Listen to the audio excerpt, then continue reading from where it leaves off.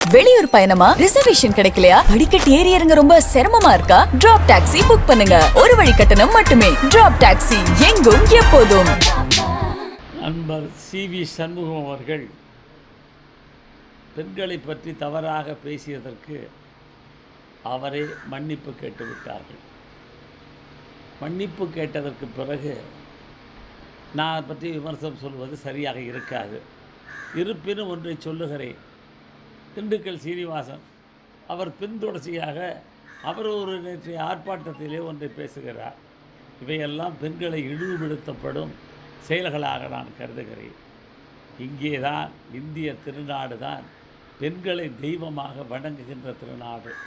தமிழ்நாடும் அப்படித்தான். புத்தபிரான் பிறந்த பொழுது முதல் முறையாக அவருடைய புத்தபிரான வரலாற்றை எழுதுகின்ற பொழுது சொல்லுவார்கள், மங்கையராய் பிறப்பதற்கே மாதவம் செய்திட வேண்டுமம்மா என பாடல் தொடங்கி அது பின்தொடர்ச்சியாக புத்தபெருமானை புகழை பாடிக்கொண்டிருக்கிறது.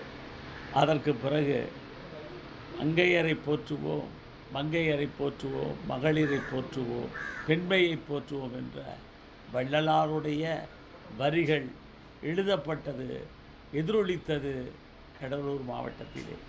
அங்கே இருந்துபடி பேசுகிறார் என்று சொன்னால் உண்மையிலே எனக்கு வருத்தமாக இருக்கிறது. அவர் மன்னிப்பு கேட்டுவிட்டார். இனி யாரும் அதை பற்றி கருத்து சொல்வதற்கு இயலாது. இருந்தாலும் பேசக்கூடிய பேச்சாளர்கள் ஒன்றை கவனத்தில் கொள்ள வேண்டும்.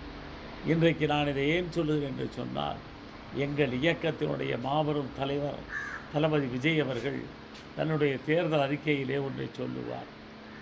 பெண்களுக்கும் முதியவர்களுக்கும் குழந்தைகளுக்கும் இழைக்கப்படும் அனைத்து குற்றங்களையும் சிறப்பு நீதிமன்றத்தில் கொண்டு போய் விசாரிக்கப்பட்டு விரைவிலே தீர்வு காணப்படும் என்ற உறுதியை தந்திருக்கிறார். பெண்களை பாதுகாப்பதற்காகவே சிவகங்கை சீமையிலிருந்து வேலுநாச்சியார் படை அமைக்கப்பட இருக்கிறது என்பதை தெரிவித்தும் இருக்கிறார். எனவே அப்படிப்பட்ட நாடு இந்த நாடு. இந்த நாட்டிலே பெண்களை இழிவுபடுத்துகின்ற செயலை எவரும் இனி முன்னெடுக்க வேண்டாம். பேரறிஞர் அண்ணா சொன்னதைப் போல நல்ல நடை இருக்க நரகல் நடை நமக்கு எதற்கு என்ற உணர்வோடு பேச வேண்டும் என்று கேட்டுக்கொள்கிறேன்.